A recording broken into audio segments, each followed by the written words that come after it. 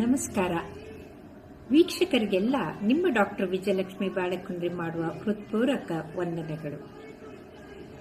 ಒಂದು ಕಾಲಕ್ಕೆ ಮಾಂಸಾಹಾರ ತಿಂದರೆ ಒಳ್ಳೆ ಪ್ರೋಟೀನ್ ಸಿಕ್ಕುತ್ತೆ, ಆರೋಗ್ಯಕ್ಕೆ ಒಳ್ಳೆಯದು ಅಂತ ಜನ ಮಾಂಸಾಹಾರದ ಕಡೆಗೆ ಮುಖ ಮಾಡಿದ್ರು.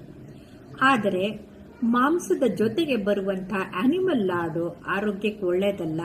ಅದರಿಂದ ಕೊಲೆಸ್ಟ್ರಾಲ್ ಹೆಚ್ಚಾಗಿ ಅವ್ರಿಗೆ ಹಾರ್ಟ್ ಅಟ್ಯಾಕ್ ಆಗೋ ಚಾನ್ಸಸ್ ಹೆಚ್ಚು ಅಂತ ವೈದ್ಯರು ಯಾರಿಗೆ ಆಗಲೇ ಹಾರ್ಟ್ ಅಟ್ಯಾಕ್ ಆಗಿರುತ್ತೋ ಅಂಥವ್ರಿಗೆ ನೀವು ದಯವಿಟ್ಟು ಮಾಂಸ ಮತ್ತೆ ಬೀಫು ಮಟನ್ನು ಬಿಟ್ಟು ಅದರ ಬದಲು ಚಿಕನ್ ತಿನ್ನಿ. ಅದರಲ್ಲಿ ಪ್ರೋಟೀನ್ಸ್ ಚೆನ್ನಾಗಿರುತ್ತೆ, ಆರೋಗ್ಯಕ್ಕೆ ಬೇಕಾಗುವಂಥ ಎಲ್ಲ ಅಂಶಗಳು ಮ್ಯಾಗ್ನೀಷಿಯಮ್ಮು ಕಾಪರು ಎಲ್ಲ ಸಿಕ್ಕತ್ತೆ ಅಂತ ಹೇಳಿದ್ರಿಂದ ಜನ ಈಗ ಚಿಕನ್ ಕಡೆಗೆ ಮುಂದಾದ್ರು.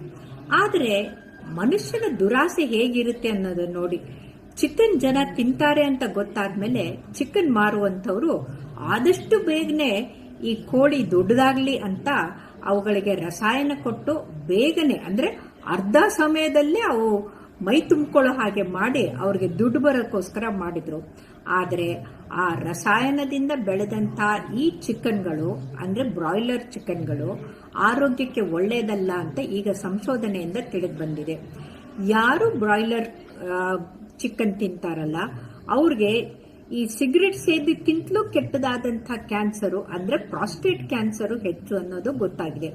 ಅಷ್ಟೇ ಅಲ್ಲ, ಪುರುಷರಲ್ಲಿ ಬಂಜೆತನ ಅಂತಂದ್ರೆ ಸ್ಟೆರಿಲಿಟಿ ಬರುತ್ತೆ, ಅವರಲ್ಲಿಯ ಈ ವೀರ್ಯದಲ್ಲಿರುವಂತಹ ಸ್ಪರ್ಮ್ಸ್ ಕೌಂಟ್ ಕೂಡ ಕಡಿಮೆ ಆಗತ್ತೆ ಅಂತ ಗೊತ್ತಾಗಿದೆ.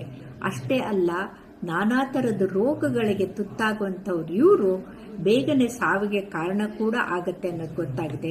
ಹಾಗಾಗಿ ಮನುಷ್ಯರು ತಮ್ಮ ಆಸೆಗೆ ಹಣ ಮಾಡೋ ದುರಾಸೆಯಲ್ಲಿ ಆ ಕೋಳಿಗಳನ್ನ ಕೃತಕವಾಗಿ ಬೆಳೆಸಿ ಮೊಟ್ಟೆನೂ ಇಲ್ದನೆ ಅವುಗಳನ್ನ ಬೇಗನೆ ಸಾಯಿಸೋದ್ರಿಂದ ಈ ಜೀವಕ್ಕೆ ಅಪಾಯಕಾರಿ, ಮನುಷ್ಯ ತಿಂದವರಿಗೆ ಅಪಾಯಕಾರಿ ಅಂತ ಗೊತ್ತಾಗಿದೆ. ಹಾಗಾಗಿ ನೆನಪಿಟ್ಕೊಳ್ಳಿ, ಸಸ್ಯಾಹಾರಿ, ಅದರಲ್ಲೂ ಆನೆಗಳನ್ನು ನೋಡಿ ಎಷ್ಟು ಗಟ್ಟಿಯಾಗಿರುತ್ತೆ, ಆದರೆ ಅವುಗಳು ಕೂಡ ಸಸ್ಯಾಹಾರಿ. ಸಾತ್ವಿಕವಾದಂತಹ ಸಸ್ಯಾಹಾರ ಸಮಯಕ್ಕೆ ಸರಿಯಾಗಿ ತಗೊಂಡ್ರೆ ಆರೋಗ್ಯಕ್ಕೆ ಒಳ್ಳೆಯದು.